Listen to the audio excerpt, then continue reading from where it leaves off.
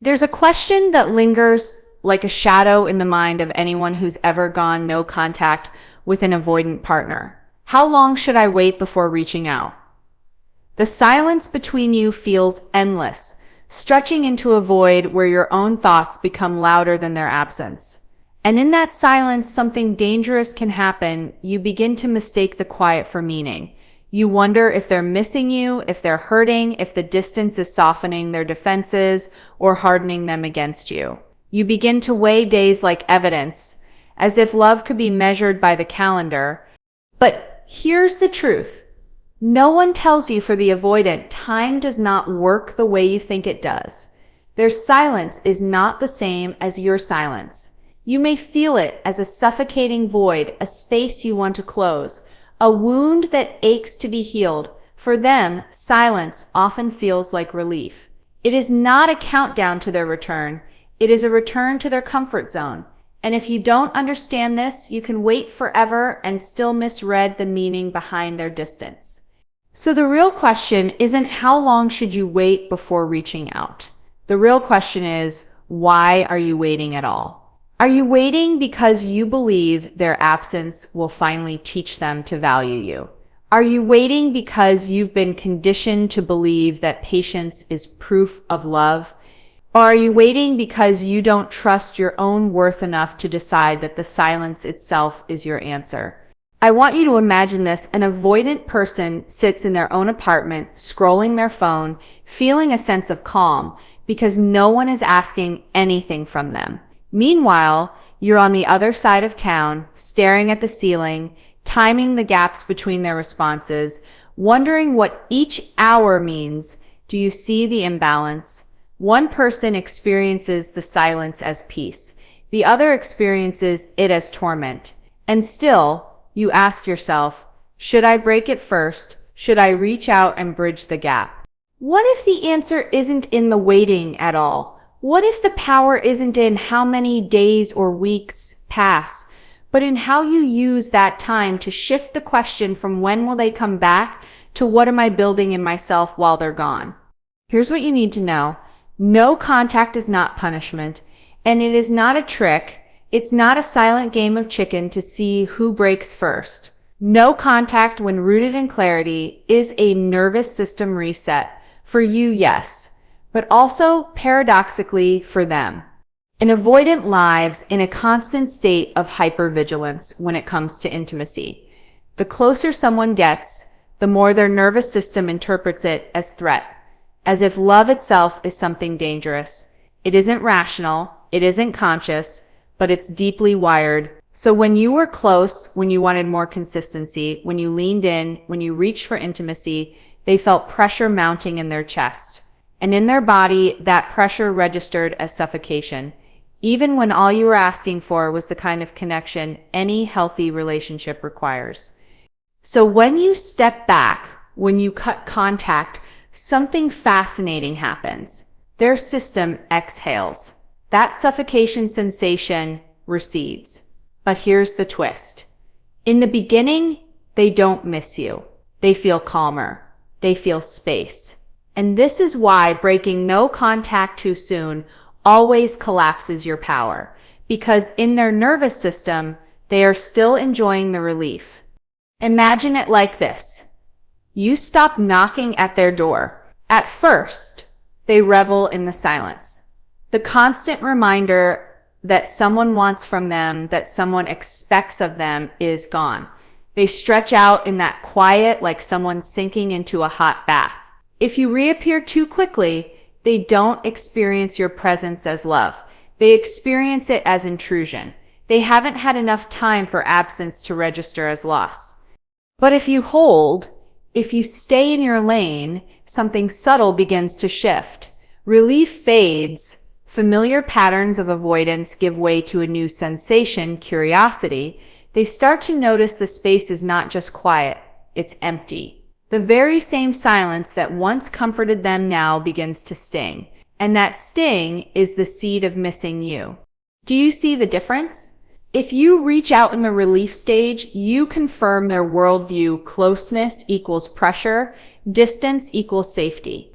But if you let them pass through that phase, if you let them wander into the emptiness of their own solitude, they encounter something they didn't expect. The cost of losing you. That cost doesn't register on day 2 or day 5. For many avoidants, it doesn't even register until weeks or months later. And this is where your real power lies, not in the countdown of days, not in strategizing the perfect moment to send a text, but in your willingness to let their nervous system complete its cycle without rescuing them from it. You are not waiting to see if they'll return. You are allowing space for truth to reveal itself. Do they come toward you when no one is holding their hand, or do they disappear deeper into their avoidance? That answer is worth more than any message you could send. So the first truth is this: no contact is not about how long you can endure silence. It's about refusing to interrupt their process of confronting what your absence really means.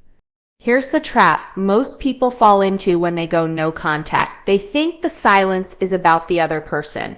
They wait with their ear pressed against the door of the void, straining for the faintest sound of footsteps returning.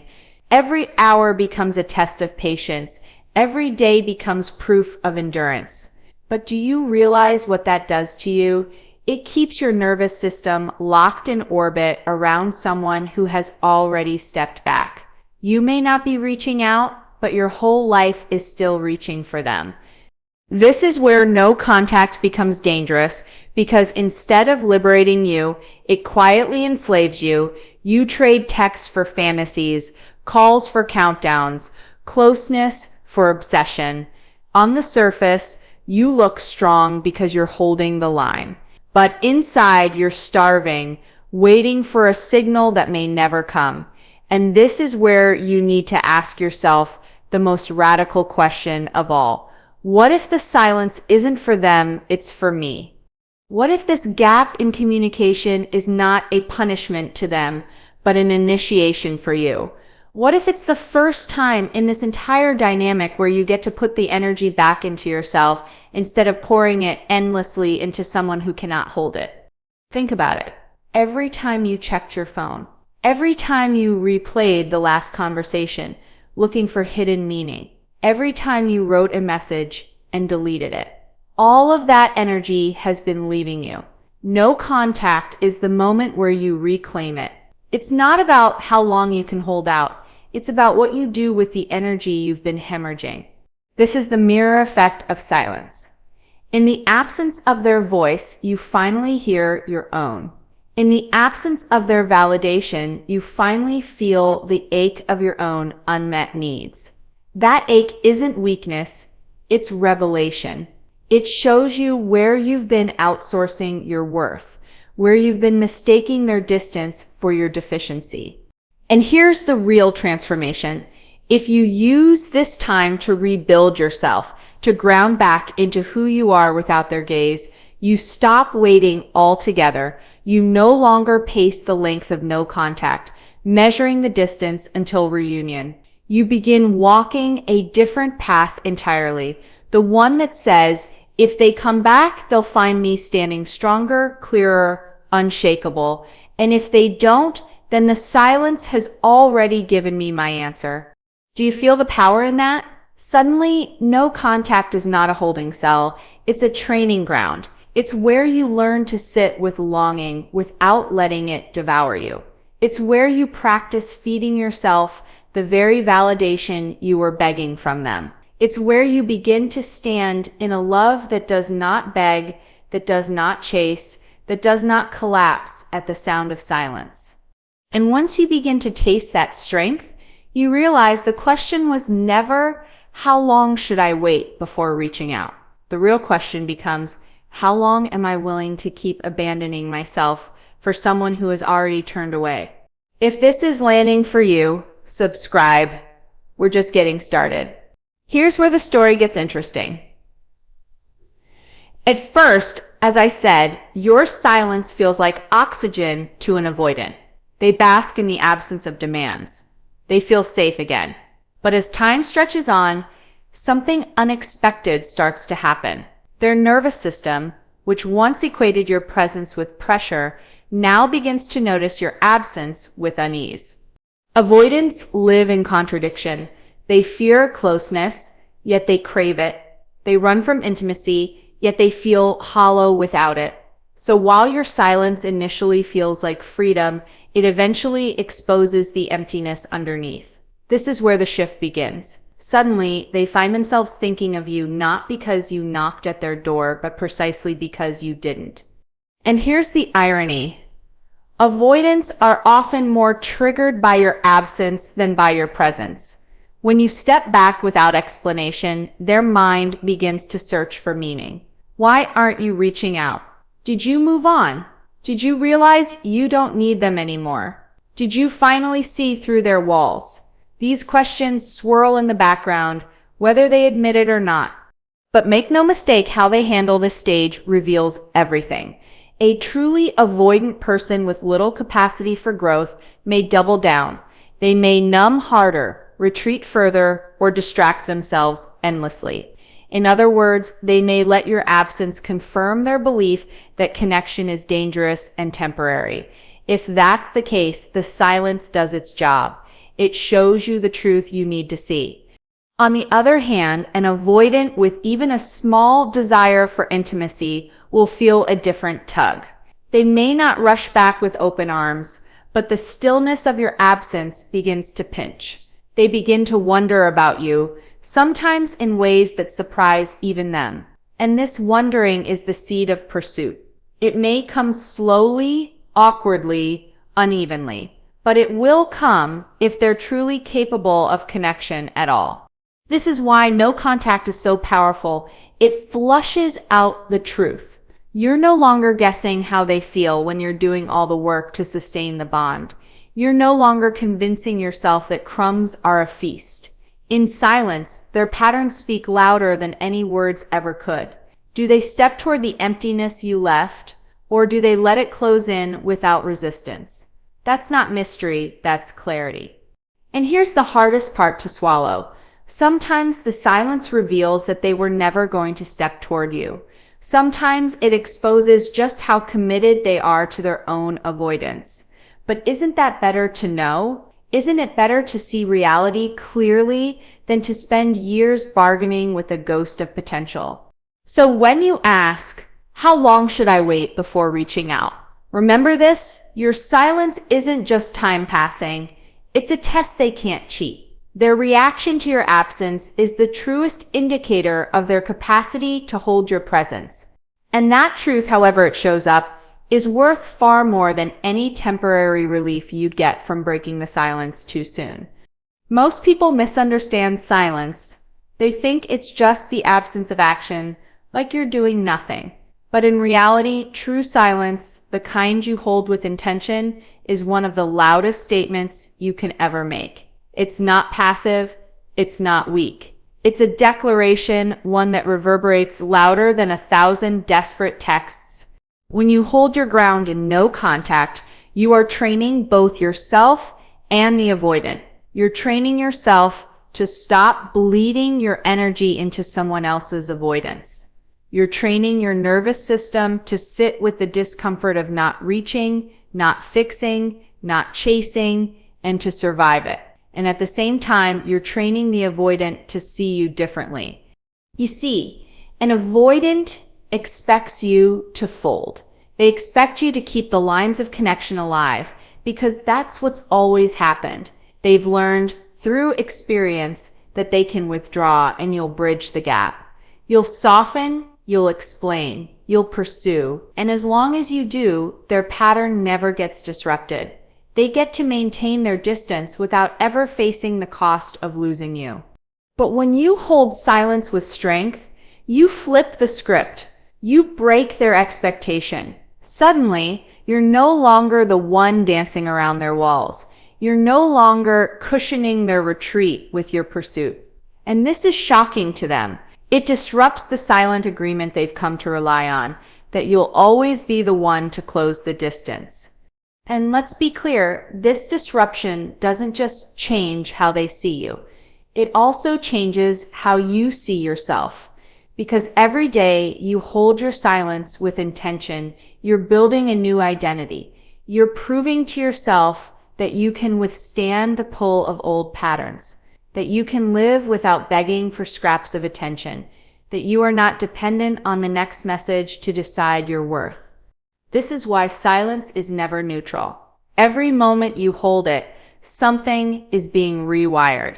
In you, it's the birth of dignity, self-respect, and power. In them, it's the dawning realization that your presence is not guaranteed, that your love cannot be taken for granted. Now, will every avoidant rise to that realization? No. Some will double down, hide deeper in their shell, or seek distraction elsewhere. But that too is clarity. That too is a gift. Because it shows you who is actually capable of meeting you and who is only ever capable of keeping you waiting.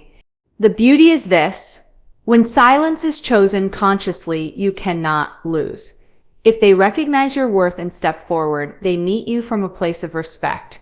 And if they don't, you walk away stronger, freer, and more in alignment with the love you actually deserve. So let's be very clear. Your silence is not the absence of communication. It is communication. It is the most powerful message you'll ever send. I will not abandon myself to hold on to you. And the moment that message takes root in you, everything changes whether they come back or not. Here's something you may not have realized. Every relationship has a frame. A frame is the invisible structure that defines who is leading the emotional tempo, who is reacting, and who is setting the terms. And for most people tangled with an avoidant, that frame has been controlled by them. Think about it. They withdraw, you pursue, they go silent, you fill the silence. They dictate closeness by their availability, and you bend yourself to fit around it. That's a frame. You're in reaction. You're orbiting their gravitational pull. But silence, when you choose it consciously, breaks that orbit. It takes you out of reaction and plants you firmly in the center of your own frame. Suddenly, you're not scrambling to decode their moods or strategizing how to win back their attention. You're still. You're grounded. And they feel that shift, whether they admit it or not. Because here's the truth. Power in relationships doesn't come from chasing. It comes from holding the frame. It comes from being the one who is centered enough that the other person has to adjust to you. And silence is one of the clearest ways to establish that. Now, let's be very clear. This is not about manipulation. It's not about playing games to lure someone back. It's about recognizing that the old frame, the one where you abandoned yourself to preserve the connection, was never sustainable. By holding silence, you step into a new frame, one built on your self-worth, and that changes everything. You see, avoidants expect you to chase because that keeps them safe. As long as you're the one reaching, they never have to risk vulnerability. They never have to face the possibility of rejection. But when you stop reacting, when you stand in silence, suddenly the frame flips. Suddenly, they're the ones confronted with uncertainty. They're the ones wondering where they stand with you. And that's powerful, because whether they step toward you or not, the balance has shifted. You're no longer at the mercy of their avoidance. You've reclaimed your center. But here's the deeper truth. The most important person who feels that shift isn't them, it's you. When you hold the frame of silence, you begin to feel what it's like to be in your own authority, to stop apologizing for your needs, to stop performing for scraps of love, to stop bending into someone else's comfort zone at the cost of your own. And that sensation, the sensation of living in your own frame, is addictive in the best way. Once you taste it, you can never fully go back to the old dynamic. That's why silence is so transformative. It doesn't just reveal who they are. It reveals who you are when you're no longer enslaved by reaction. So the next time you ask yourself, am I doing enough by being silent? Remember this. Silence is not nothing. Silence is a declaration of frame. It says, I will no longer orbit someone who cannot meet me. I will be the center of my own life. If you want to join me, the invitation is here. but I won't chase you into my own abandonment.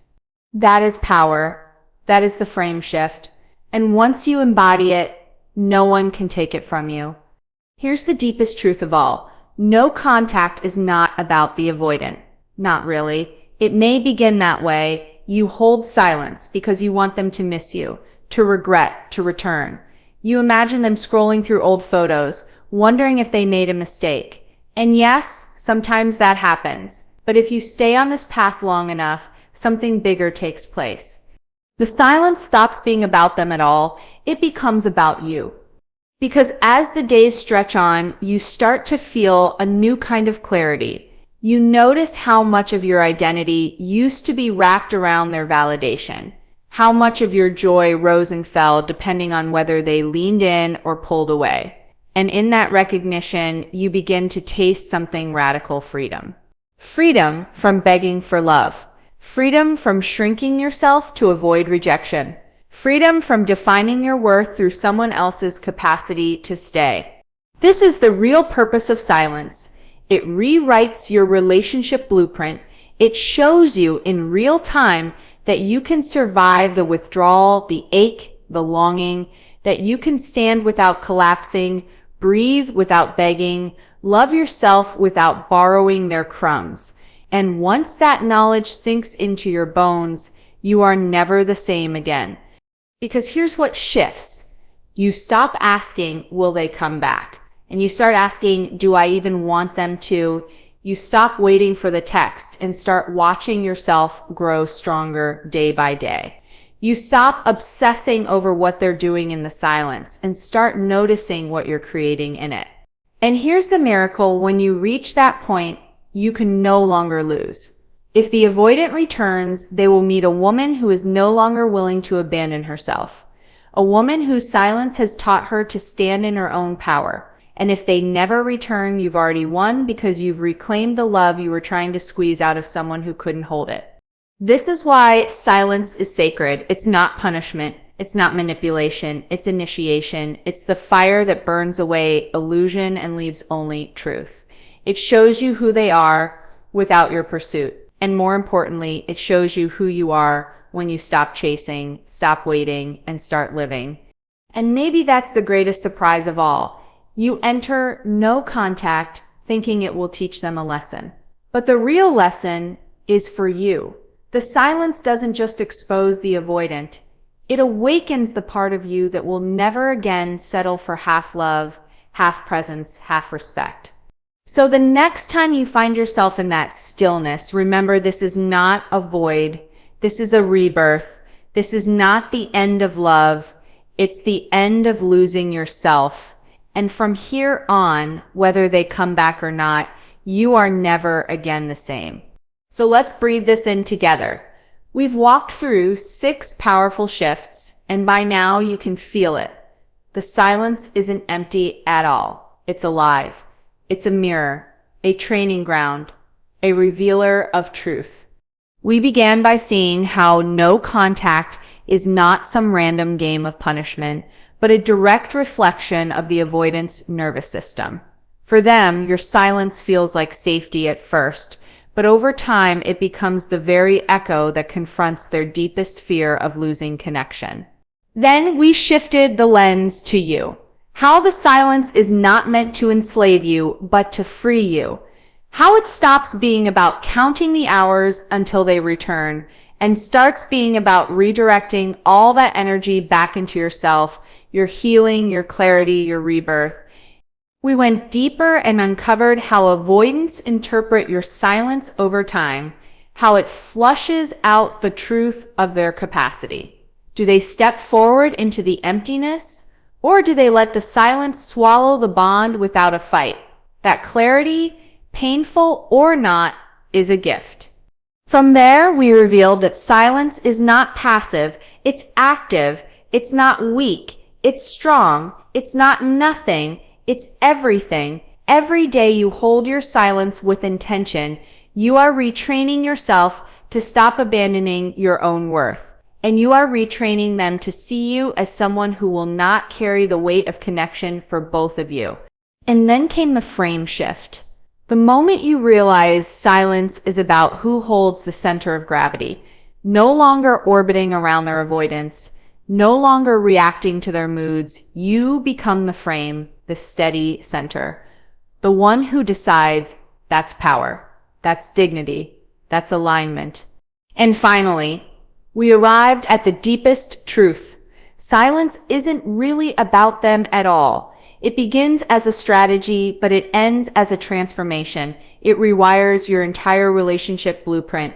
It teaches you to survive the ache without collapse, to breathe without begging, to rise without chasing. It transforms you into a woman who no longer fears the loss of someone else's love because she has finally claimed her own. So, beloved, here's what I want you to carry as you step away from this moment. Silence is not punishment. It is revelation. It reveals who they are without your pursuit and who you are when you finally stop abandoning yourself. And in that revelation, there is no losing.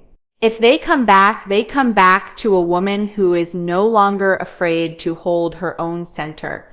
And if they don't, you've already won because you've remembered that your worth is not negotiable and your love is not disposable. This is what I want you to feel in your bones. You are not waiting. You are not powerless. You are not weak. You are in initiation. You are in transformation. You are in the sacred fire of silence. And when you walk through it, you emerge unshakable. So take a breath. Feel the ground under your feet. And remember, the silence isn't empty. It's full of your becoming. If this spoke to you deeply, make sure you subscribe, share this with the women in your world who need to hear it, and keep walking with me on this journey of reclaiming your power and love. Because you, my love, are not here to chase. You are here to choose. You are here to rise. You are here to love without losing yourself ever again.